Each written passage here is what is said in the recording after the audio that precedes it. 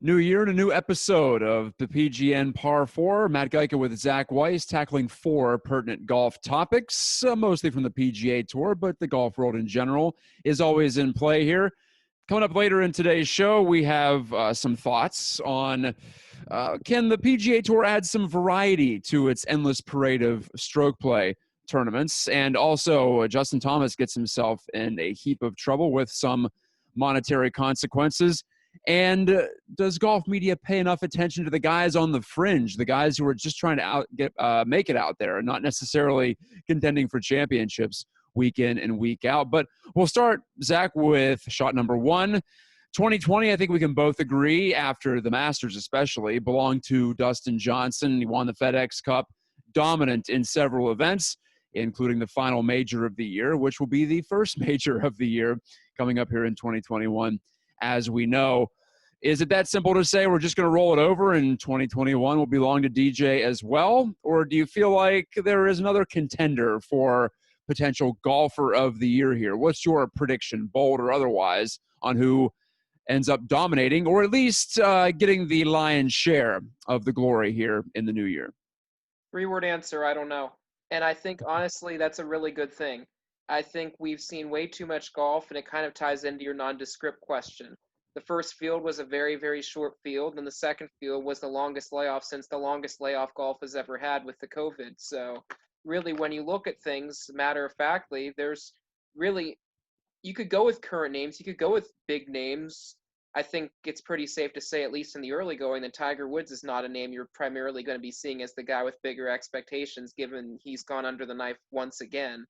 But, I mean, pretty much from there, I mean, anybody's guess. You could say DJ again. Maybe McIlroy gets it back together now that he's had time to dedicate to his game. And, of course, the kid, his child's now being born, so that's out of the way as well. I mean, you look at someone like Brooks Koepka. Can he get that monkey off his back after a year that I'm sure he would absolutely love to have a mulligan on? I mean, there's storylines aplenty. There's storylines abound. And I think the fact that we don't know, I think, quite honestly, that's a good thing. I mean, you can expect things, but I mean, really, it's hard to expect primarily things. I mean, the first thing, the Tournament Champions event wasn't won by a past season's champion, which, I mean, go figure, that's the technicality of it, with Harris English emerging victorious last week, which was a good story. But I mean, Kevin Na's also a guy. I mean, could he be pushing for a Ryder Cup after he could have been pushing for a potential President's Cup? I mean, that's a story in and of itself too. But I mean, the guy himself said that he's not a horse for many courses. So, I mean, who are we to say that he's going to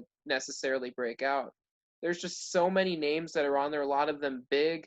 Could you see Jon Rahm finally get his major? Could Patrick Cantlay be that, stop being Mr. Consistent in terms of finishes and be Mr. Consistent in winning events? That would be the next logical jump for a guy of his stature. Joaquin Niemann has shown a lot of promise these last couple of weeks, and it seems like he's finally putting things together. Minus 41 over 2 weeks, and he's a bridesmaid for both weeks. A heck of a showing. I mean, I don't know if he likes the sun as much now. Maybe he likes the couple commas in the wallet. But besides that, I mean, is that going to translate outside of Hawaii? It's anybody's guess. I think it's a good thing that there's a lot of ambiguity now, but in terms of answering your question, ambiguity is probably not our best friend here. Well, you mentioned Brooks Koepka, and that dovetails into the second part of my question here in shot number 1. Who has the most pressure on him right now? And I think it'd be easy to say someone like a Rory McIlroy, who hasn't won a major in, well, going on 7 years now. It'll be 7 years if he can't get one this season.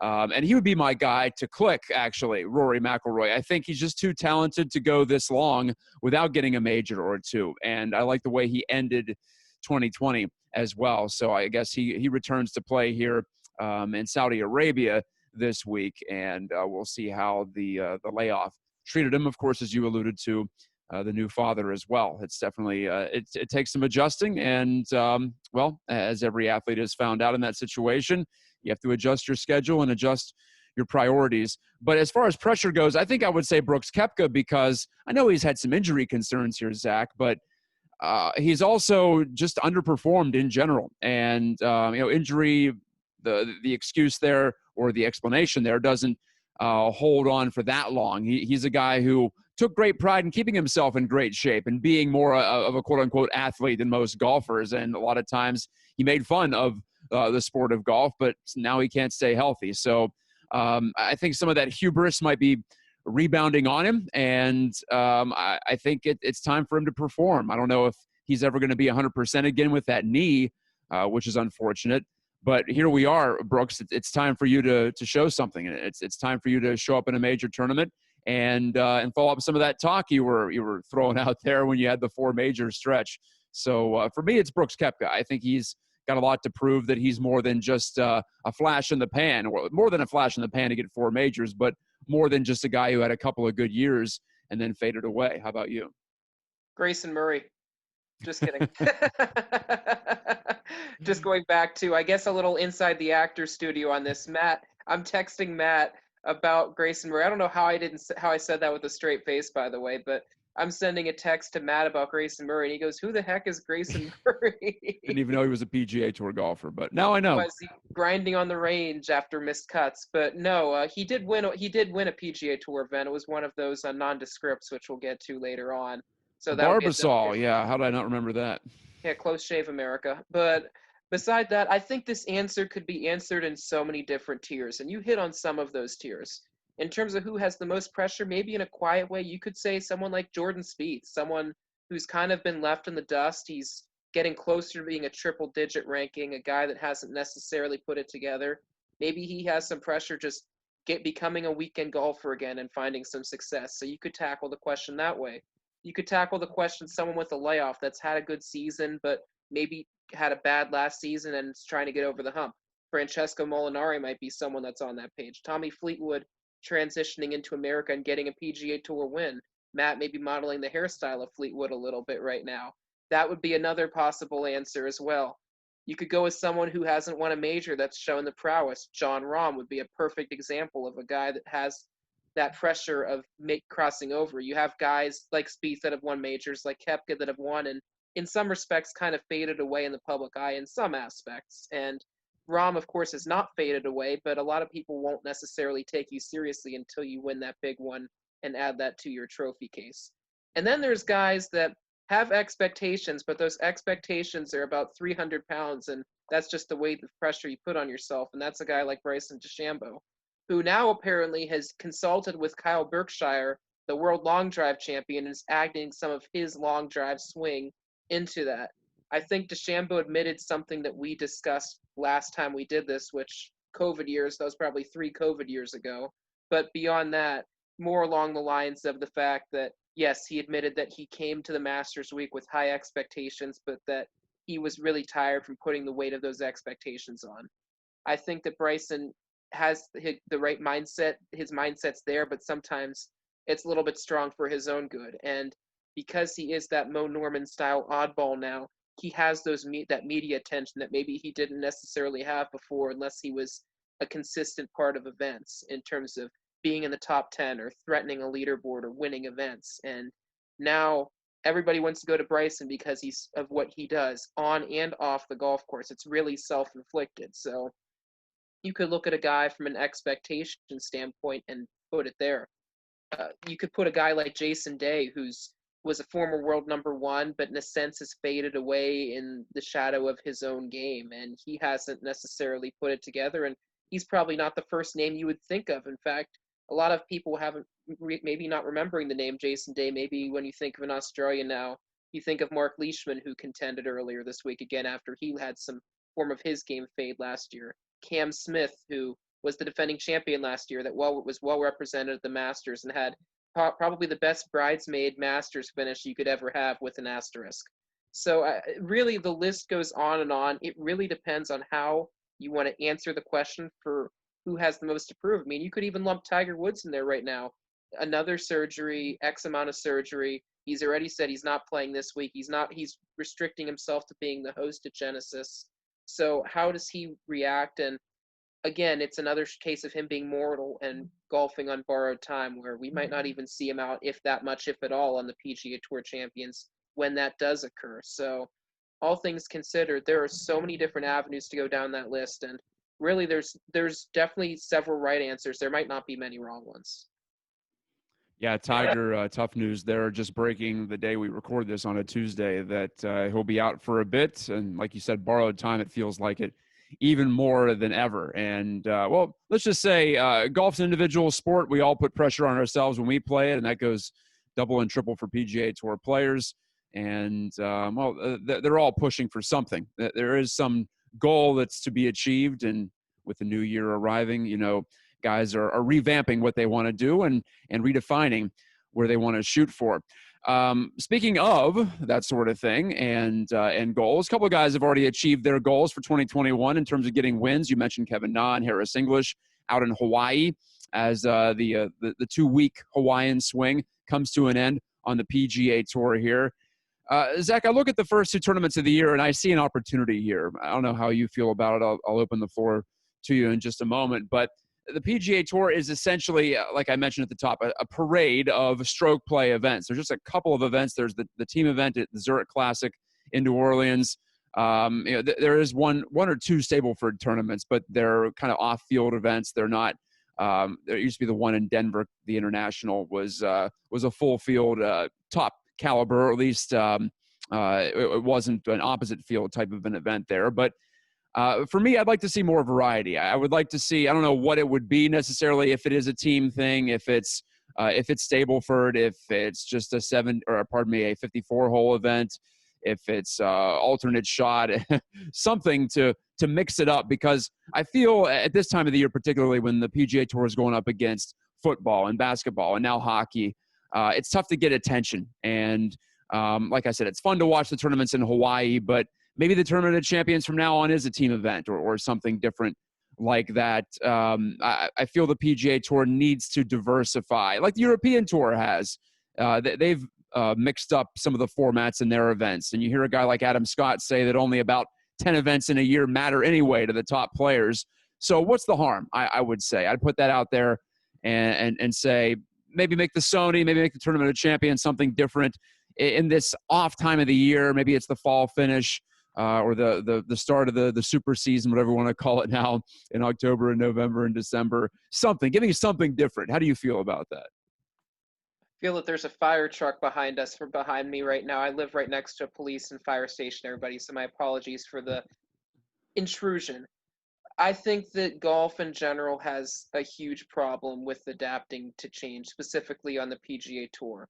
So often, the WGCs were so Americanized, where Firestone, American course. Of course, you have the HSBC, which is always overseas, but there wasn't really much variety until they brought things to Mexico.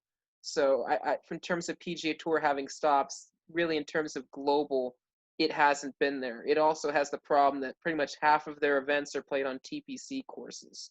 So if you're talking about trying to get variety, there's not much variety when at least once or twice a month you're getting a tournament being played at a TPC course. So when you're talking variety, you can't even get the location of the tournaments moved around, which granted, you have your swings, you have your staples. Hawaii's kind of a way for guys that have been on the layoff, which PGA Tour layoff is, about a month maybe, give or take, traditionally. So really it's a way to ease them back into things before you get that loud, rowdy Phoenix, before you get those couple of optional events, which a lot of guys, when they're first really committing to an event. So the beginning of the year is kind of getting the cobwebs off, but it seems like every single part of the calendar is kind of benchmarked. Okay, this is easing in. Okay, you have the majors, so now things are going to kind of dovetail and become a little bit more in that sense. So I think golf has maybe teased a little bit with with COVID going on. They've teased these team formats maybe a day or the day prior to the actual tournament being played itself, where you have some of the bigger names and you get the mics up. But mics up would probably be the closest thing you would get, but you'd have to get the player to agree. And sometimes it worked in COVID, and sometimes they just didn't want to do it because it just proved either A, too distracting, or B, too revealing between conversations between players and caddies, where that information usually stays between the ones that are inside the ropes, with maybe the inside the ropes media being able to hear just a smidgen of what's being said. I think when you look at factors like that and how stuck in their ways the PGA Tour is, it makes it really hard for them to want to flip that switch and try something. I think that you're right. I don't know what the format necessarily would be, because I think Stableford's kind of hokey. I think there's a lot of players that really wouldn't be down for that. It might be a team thing where you get like a match play where you get the top X amount of golfers, and then the top 16 maybe get a chance to pick a partner of someone ranked later, or you do some kind of random.org thing where here's your opponent. Okay, you have 2 days to figure out each other's games, or kind of even like a pro-am pairings party where, okay, Phil Mickelson, you're on the clock. Here's your, and you just treat it like a draft, and you televise it, you televise it, tweetcast it, whatever the case is, Golf Channel it with what they're going through with their new operations, and do something like that. That'd be a good opportunity for Golf Channel to come in and try to get some new fans with that excitement, with that new format. Really, that'd be the closest you could get, but golfers take so long in between their own shots, them trying to pick another guy to be on their team. I mean, we could be there till the tournament starts, for goodness sakes. You better hope Ben Crane's not in that room. But besides the point of that, just the main gist of this whole thing is the PGA Tour's been tried and true. It's gone with a certain way, and to an extent it's worked, but it also has its shortcomings. And when it comes to variety, it seems that they're really, really slow on pulling the trigger on that. I have been hoping that with the change in commissioner in recent years, with Jay Monahan from Tim Fincham, that he'd be more willing to try things. And it seems like that's there, but when it comes to cut and dry, it seems like they're willing to go with that tried and true.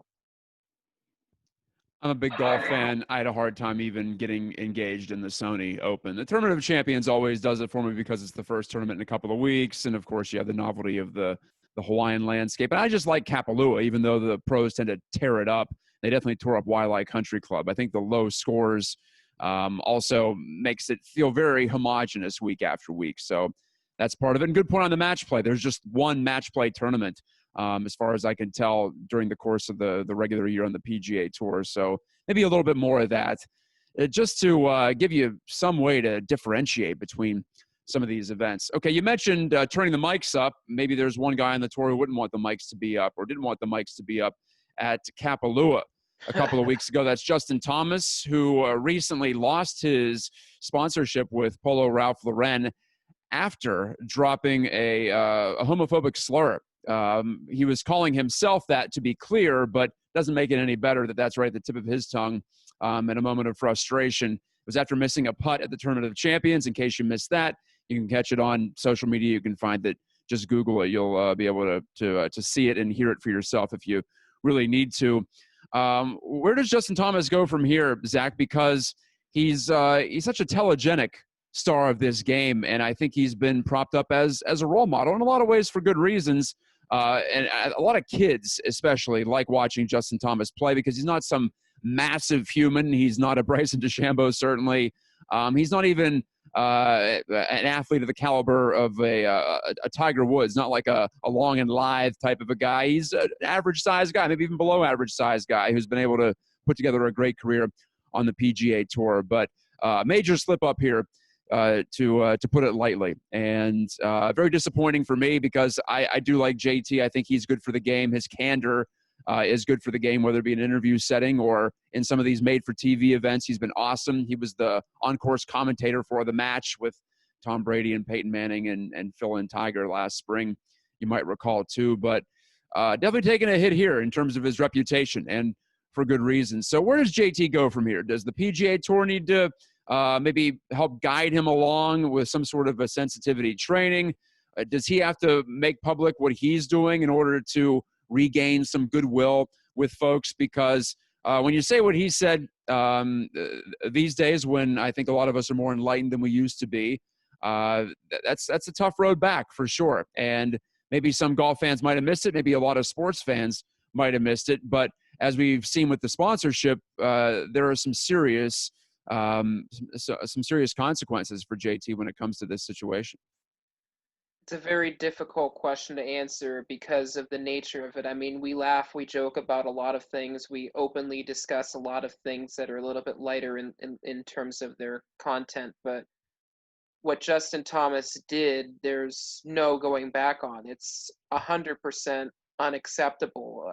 The only thing that was commendable from it was after Golf Channel's Todd Lewis talked to him, probably briefing him on what was picked up, he agreed to do the interview and at least owned up to his mistakes. So that's a very, very good and a very, very important first step. Unfortunately, when it comes to things like this, the internet is undefeated, and this will stay forever. And there's a very good chance that a lot of Justin Thomas fans may never come back, and that's entirely their right. It doesn't take away from him as a golfer and everything he's done, and every time a mic's been put up, either he's been very PC and safe, or he's taken the risks and said some funny off-kilter things that were still well within reach. But he's a guy that clearly likes to have fun. Obviously, he's a very good friendship with Tiger Woods, and honestly, if I was him, Tiger's probably a really good guy to lean on in a situation like this, because Tiger's gone through a lot of trials and tribulations, some minor, some major, in his own right, and he's come on the other side of just about all of those, arguably. For some, that's probably not going to be agreeable, but to each their own. And I think this is something where Justin really could lean on someone like Tiger that's been through these battles to kind of help him through.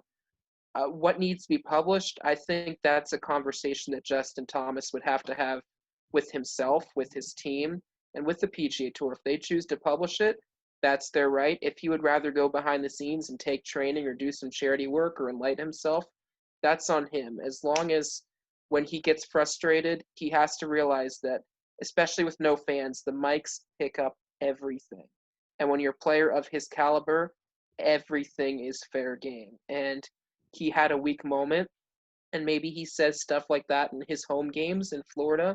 It's hard to say, but I mean, we'll never know that, and that's none of our business. But it became our business when he got caught on a hot mic saying a remark that was an absolute no-go zone in any way, shape, or form, especially in the 21st century where, as you said, everybody who wants to be enlightened on it is essentially enlightened on it at this point in time. You just only hope that mentally he's a better person because of it, he's a healthier person because of it, and it doesn't affect his golf game where he's standing over a putt and he's worried about what he's going to say, or he's in the middle of an 18th fairway with a lead in a tournament and this comes up, or somebody asks him a loose question at a press conference about something like this, and one question becomes two questions and he becomes agitated. All of these are very real possibilities, but ultimately, how is he going to be handled?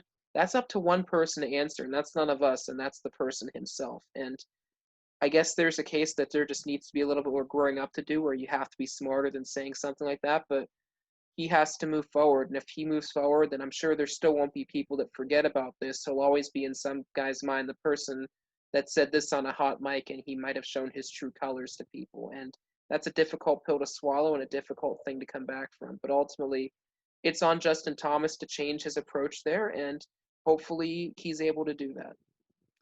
All we can hope for is that he learns from what he did. All any of us can hope for is we learn from our mistakes there. And hey, continuing that trend as we finish up here with shot number 4 on the PGN par 4, Chris Kirk, the 35-year-old PGA Tour veteran, secured his card for another year with a T2 finish at the Sony Open. He shoots 465s, Zach, at Wildlife Country Club, and it still wasn't good enough to beat Kevin Na, who prevailed with a 21 under score to collect his 5th PGA Tour win. But it probably felt like a win for Chris Kirk, who's gone through anxiety issues, alcoholism. He was very open about that. A couple of stories were written, I think one on Golf Digest, one on golf.com last year. And so, yeah, just search Chris Kirk if you're unfamiliar with his story.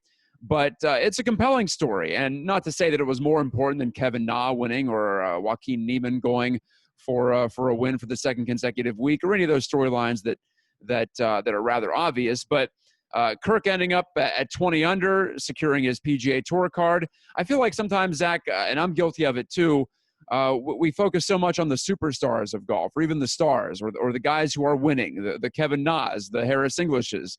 Whoever comes out on top naturally is going to get the publicity. But what about the guys grinding out cuts? What about the guys trying to stay out there on tour? What makes golf unique in a lot of ways, well, there's a lot of things that make it unique, but one of the things about the PGA Tour especially, and touring golf in general, is that you kill what you eat. You have to go win. You have to go win prize money in order to stay out there to make it a viable career, unless you're independently wealthy. So I respect individual athletes so much, golfers, tennis players, for that fact. You have to go out there and perform. There are endorsement contracts, but there are no playing contracts. You have to win your money each and every week out there. And Kirk gives himself a chance to stay out there on the highest level of golf, and especially considering all he's gone through, it's a heck of a story.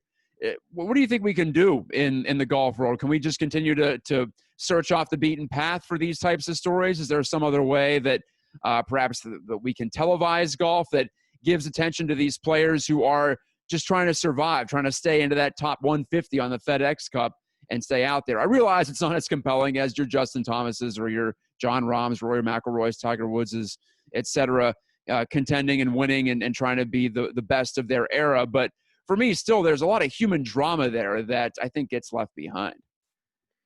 I think right now in a pandemic, it becomes a little bit more challenging just because there's less media, there's less cameras and whatnot. I think the one major that probably did a really good job of that was the PGA Championship. Would really have, I think it was when TNT had the rights, you would see a lot of guys early on, and they would flash back and forth between the guy that was maybe playing as a solo or the guy that was in the middle of that TV window. They did a really good job of getting to a lot of golfers. I think that Golf Channel, NBC, and CBS really have an issue where unless it's Tiger Woods or maybe a stray shot from somebody where it's a really, really good shot and you know right away this is going to be a really good shot, you pretty much are reduced to 10 or 12 guys that you're watching. Whether that's a reason to try to pay for the premium PGA Tour Live or Golf Channel Live or whatever it is, which even then you're only getting 2 or 3 featured groups and you're still not really getting a full picture. I guess it's with golf being how it is and there's not enough eyes on it right now, it's kind of hard to put a camera on everybody, but then it becomes even more of an impetus for the broadcasters to talk to these guys on the days before tournaments, or if they find out a cool nugget or a story, explore that story off camera and get the chance to talk to those guys. That's a reason why you have the on-course reporter to relay those stories or to share those stories while they're waiting in the scoring area or walking inside with the ropes with these groups. So that's where it becomes critical. I mean, Chris Kirk's a perfect example. You mentioned the story he had, but you also had a story where a couple years ago at the Memorial, he's grinding to make the cut. He tees off on the 9th hole and he tops his shot and hits it 63 yards. So now here you are facing a second shot to an elevated par 4 where the green's absolutely very difficult to hit even if you're on the fairway just because of how the green slopes. And Chris Kirk openly admits, I don't know if we can swear or not, so I'm just going to exploit myself here and say, as Chris Kirk said later on the shot, I hit it in the blank. So describing it, he did not mince words about it, and he was able to find a way to make par. And it was only the next day that it became a big story. And why? Because there was no journalist that was following the round. There were no cameras on the shot. The only way we found out about it was one of the no laying up guys was walking with this group, A, and B, as a fan, and B, it was on ShotLink after looking at it because it was almost like there was no Zapruder film or anything like that to see that the guy almost shot himself in the foot because he hit a drive that I would be proud of, which was hit at 63 yards and hit a 6-4 ground ball there. So the moral of the story is a lot of times you're walking as a journalist, either you're hanging out in the press area, just eating your meal, watching your television, whatever. And the guys that go out there, they can only follow one group when they're out there. So they're relying on the television coverage too. I mean, personally, when I'm covering a tournament, I'll cover Tiger for a round. I'll walk inside the ropes and I'll walk around with Tiger. But it's difficult to be so many places at once because you want to follow Tiger because Tiger automatically gets you clicks and so on and so forth. So you have that pressure of following Tiger.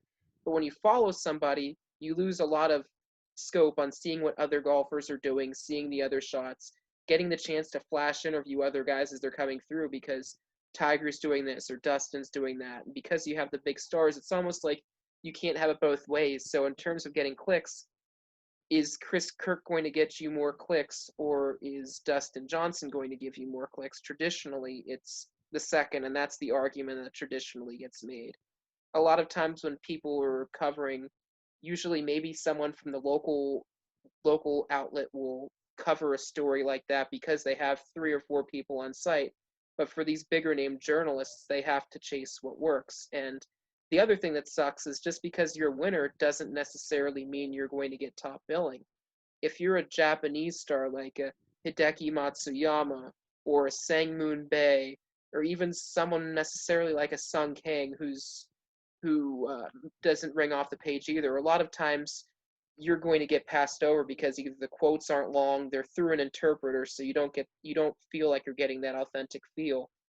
I mean, even at the Honda Classic, there was a player from, I believe, Japan or that won that event, but everybody was focused on Rory McIlroy flirting with the lead or Russell Henley having a chance to contend that year. So really, even you fall victim in that sense as well. So it's really, really tough, but usually the tried and true is what works. And it goes back to an earlier question about why things aren't changing. I mean, this is another example of just nondescript tried and true and just going with what works. And the PGA Tour supports that because Tiger is in flash every single day, because Phil Mickelson is in flash every single day. If McIlroy, Justin Thomas, Ricky Fowler, the list goes on, has a good round, they talk to the media every single day. So sometimes, really, the argument could be, hey, if we know these guys are going to talk to us every single day, maybe we can take a risk and try something different. And either we have our sidebar or we have a nice little nugget in there that nobody else does. But it seems like that's not the case because there's the pressure to follow these guys and not miss something for these guys. And it's understandable. It's a dilemma all of us that have covered live have to face, and it's an unenviable one because there's only one of you, and even if you have a screen, you're being told, hey, you can't have your cell phones out, yada, yada, yada. So there's only so much that you can do, and it makes it very, very difficult. It's almost a no-win situation where the tour definitely has a unique story. If you pursue that angle, maybe a guy who missed a cut because he had a bad shot hit a similar shot the next year but made the cut or something like that. But a lot of times they're promoting the big guys because that's what sells for them in their minds, and probably rightfully so. So it's definitely a dilemma, and it's one that should be taken seriously. And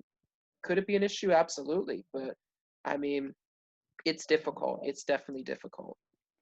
It is a challenging sport to cover from a TV perspective, from a writer's perspective, as you brought up there. It's the biggest playing field in sports, outside of maybe boating, yachting, I suppose. And it's not just two teams playing each other in a condensed environment. So, yeah, there are obstacles to overcome. I just hope that the stories like your Chris Kirk's continue to get the type of coverage they deserve. And there is that dichotomy, the guys on top playing well and the guys who are struggling and just trying to stay out there. And I think we can continue to strive for that balance, whether it be in televised coverage, written, social media, the internet, whatever the PGA Tour's communications is doing. I think there's always room for a variety of storylines and a variety of types of coverage there. Not always just the quote unquote horse race, I suppose. Who's first, who's second, who's third, who's hot, and who's not. Thanks again, Zach, for joining me, and thanks to all of you for watching. That's what we think on these 4 topics. Let us know what you think in the comments section or on social. PGH Golf Now is where you can find us on Facebook, Twitter, and Instagram, and of course, PittsburghGolfNow.com is the website.